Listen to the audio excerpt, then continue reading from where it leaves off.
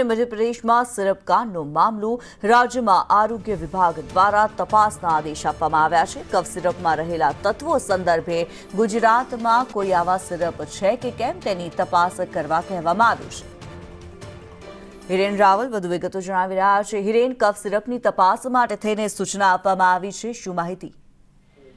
કેન્દ્ર સરકારે જે ગઈકાલે માર્ગદર્શિકા બહાર પાડી છે રાજસ્થાન અને મધ્યપ્રદેશ માટેની, અને એના પગલે ગુજરાતમાં પણ આ પ્રકારે કફ સિરપ એ કોઈ છે કે કેમ તેની તપાસ માટે સૂચના આપવામાં આવી છે।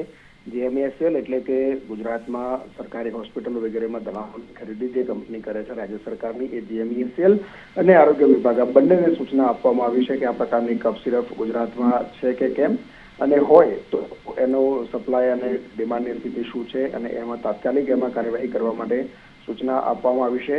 ખાનગી સ્થળો પર જો કોઈ વેચાણ થઈ રહ્યું છે તો એમાં પણ તપાસ માટે આ અંગે સૂચના આરોગ્ય મંત્રી દ્વારા આપવામાં આવી છે।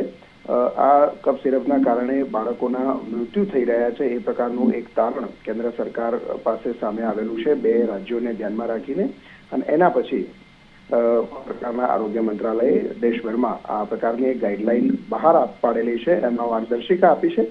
એના પગલે ગુજરાતે પણ એમાં કામગીરી માટે સૂચના આપી છે। જી, ધન્યવાદ હિરેન આ માહિતી માટે।